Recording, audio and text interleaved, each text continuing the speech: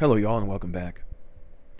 So, for the actual ontological argument, we're going to wheel in the full metaphysical apparatus that we constructed in the previous two videos, meaning the definitions of possible, could happen or could happen or could have happened, contingent, could not happen, and most importantly, necessary, meaning for our purposes here, true in every possible world. A necessary truth is true in every possible world.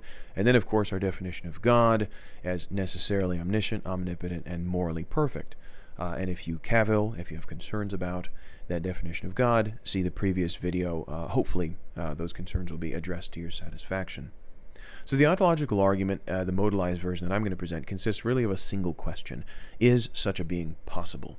Is God possible?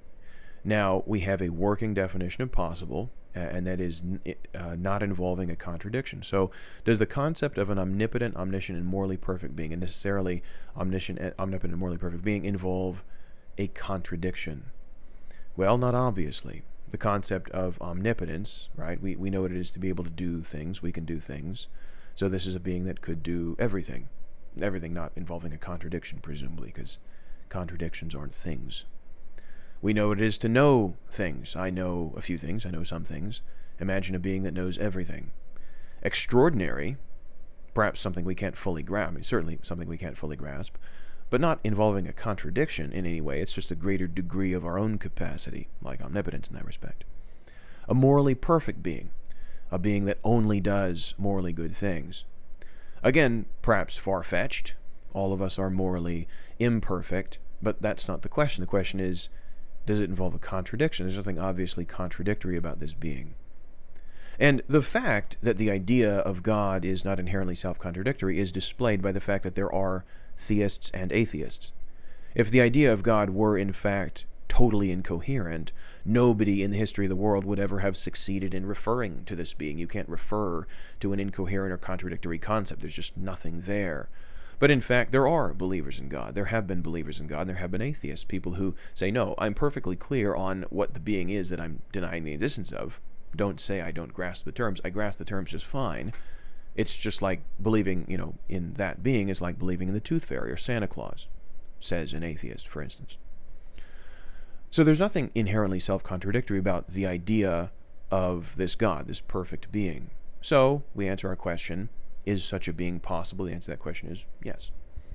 So an atheist will say, and the atheists that I've spoken with have said, yeah, sure, this being is possible. Let's put this being in a possible world. Imagine these possible worlds, right? Ways the world might have been. Let's put this being out there with other possible beings. Let's say Santa Claus or the Tooth Fairy. We'll put him out there by Santa Claus. So God exists in some possible world, just not our world. All right, but what is true in this possible world? Well, it's true that God exists. Okay, but what is God?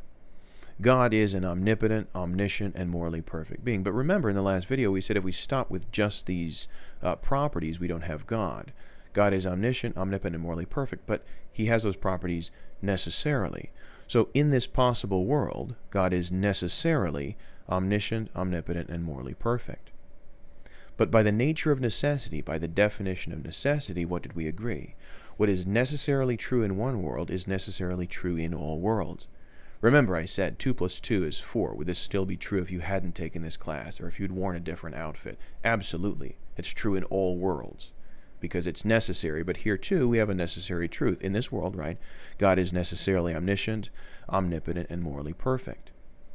But then, since what is necessarily true in one world is necessarily true in all worlds, God is necessarily omnipotent, omniscient, and morally perfect in all worlds.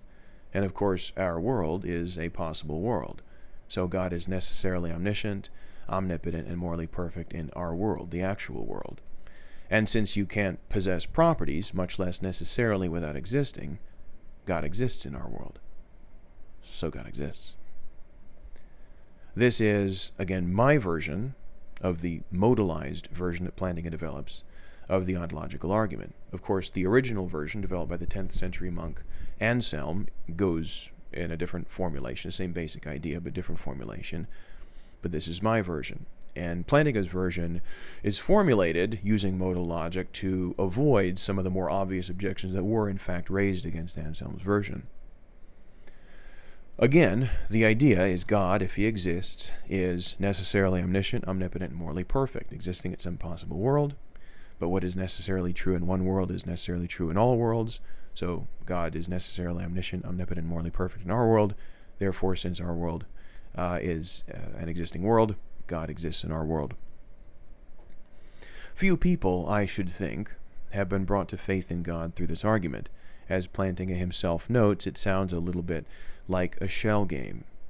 Nevertheless, famous atheists, including Bertrand Russell, have admitted that the argument is sound. That's to say, the conclusion follows from the premises it's valid, and the premises are themselves true. I myself TA'd a number of years ago. I've already referenced this metaphysicist for an atheist metaphysicist who presented the ontological argument in a metaphysics class, as we do. And he presented Anselm's version, which is weaker. And I went to him in his office hours later that day, and I said, there's a modalized version of this argument that's a little bit stronger. And he said, all right, let's hear it, And so I ran it by him, and he said, I don't buy it. But he didn't have an objection. He wasn't able to formulate the place where the argument itself didn't work, where it was weak. It highlights, I think, that we are perhaps in coming to our metaphysical conclusions less perfectly rational than we might give ourselves credit for, than we might initially suppose. Now, it's not to say that there are no arguments whatever that you can bring against this version of the argument. So, for instance, you might say, well, look, a unicorn is a horse with one horn, necessarily, right? I mean, if you don't have that horn, you just have a horse. I know this because my daughter is really into unicorns, super into unicorns. So let's just run the same argument for unicorns, right? Let's say we have a possible world where necessarily a unicorn is a one-horned horse.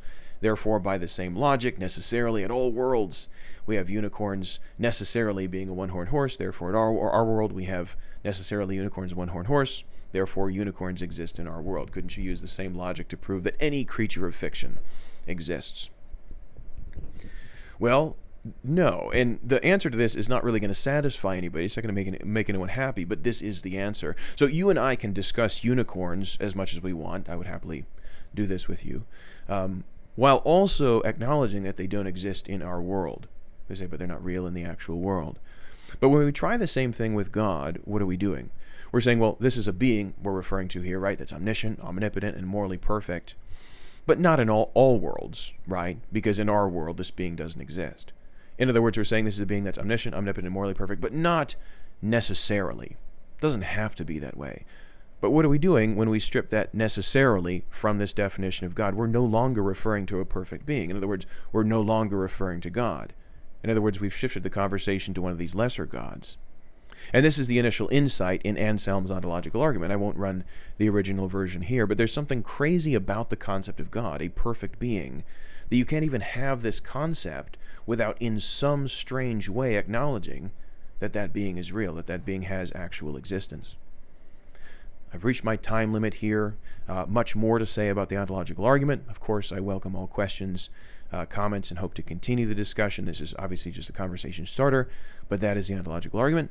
Please join me in the next module as we discuss the cosmological argument for God's existence. Thanks.